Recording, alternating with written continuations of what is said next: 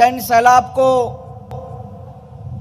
धन्यवाद इसलिए क्योंकि यह जैन सैलाब एक नई क्रांति के साथ इस देश को बचाने के लिए, इस देश के संविधान को बचाने के लिए आज एकजुट हुआ है। आपकी धरती से सुभाष बाबू का नारा था, तुम मुझे खून दो मैं तुम्हें आजादी दूंगा। आज इस जैन सैलाब से मुझे लगता है कि सुभाष बाबू लड़े थे गोरों से, हम सबको साथ मिलकर लड़ना है चोरों से। तब जाके मुझे लगता है इस देश को हम बचा पाएंगे।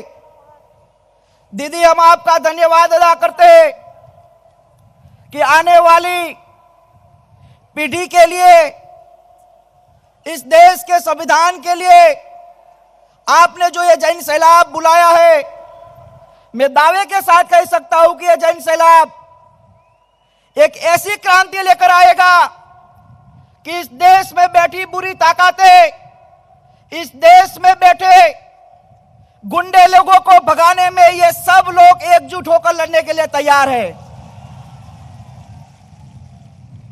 ये आवाज ऐसी आ रही है जैसे किसी समंदर में लहर आ रही हो। मैं ये कहूंगा कि सुभाष बाबू लड़े थे गोरों से, आप सब लोगों को तो हाथ ऊपर करके इतनी ताकत से बोलना है कि हम लड़ेंगे चोरों से। सुभाष बाबू लड़े थे गोरों से, ऐसे धीरे धीरे नहीं है, सुभाष बाबू की भूमि है।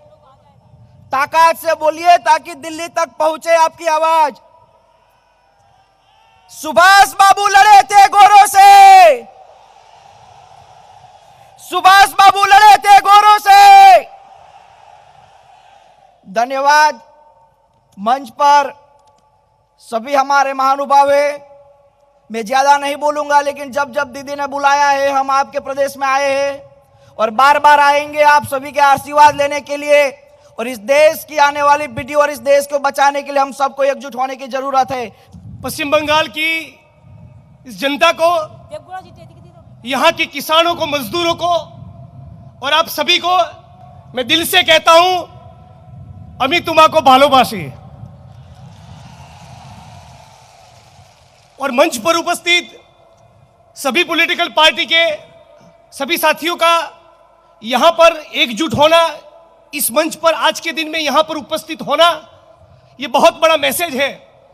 साथियों, ज्यादा नहीं कहेंगे, लेकिन सिर्फ इतना कहना चाहूंगा कि इस वक्त भारत, हमारा देश, हमारा मुल्क एक अनप्रेसिडेंटेड क्राइसिस से गुजर रहा है।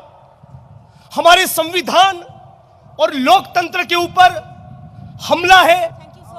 पिछले 4.5 सालों के दौरान हम लोगों ने देखा कि जिस प्रकार से किसान, मजदूर, दलित, आदिवासी, माइनॉरिटीज, मिडिल क्लास, सारे समुदाय के लोगों का जो एक्सप्लॉयटेशन हुआ है, जिस प्रकार से हमारे संविधान की वैल्यूज को खत्म करने की कोशिश की गई है, जिस प्रकार से एपेक्स कोर्ट के जजेस को सड़कों पर उतरकर प्रेस कॉन्फ्रेंसेस कर को यह कहना पड़े कि destruction of democracy is at work, यह दिखाता है कि बहुत ही खतरनाक सिचुएशन से, क्राइसिस से हम लोग गुजर रहे हैं। और इस परिस्थिति में सारे लड़ने वाले लोग, सारे आंदोलनकारी, सारे पॉलिटिकल पार्टीज के लोगों का एक मंच पर आना और 2019 के चुनाव में आरएसएस और भाजपा को बेदखल करना, यह बहुत ही वाइटल टास्क है। ममता दीदी ने इस टास्क को उठाया है, इसलिए उनको दोबारा शुक्रिया अदा। और साथ में ये उम्मीद करता हूं कि जो 2 करोड़ रोजगार की डिमांड युवा वर्ग करता है, जो मोदी जी ने नहीं दिए, ये उम्मीद करता हूं कि महागठबंधन के कंपोनेंट्स जब साथ में मिलकर नई सरकार रचे, नई सरकार का निर्माण करे, तो सचमुच किसानों की आत्महत्या रुके, बेरोजगार युवाओं को रोजगार मिले, छुआछूत और मैन्युअल स्कैवेंजिंग का खात्मा हो और भीमा कोरेगांव जैसे कई केसों में दलित और दूसरे प्रगतिशील साथियों को नक्सलाइट बोल के मोदी जी की सरकार ने जेल में डाल दिया है, उन सारे साथियों की रिहाई हो, हमारा संविधान पूरे स्पिरिट में लागू हो और हमारा मुल्क एक सचमुच सेक्युलर सोशलिस्ट रिपब्लिक बने, डेमोक्रेसी बने। इसी उम्मीद के साथ मेरी बात को खत्म करता हूं। जय भीम, जय भारत, इंकलाब जिंदाबाद।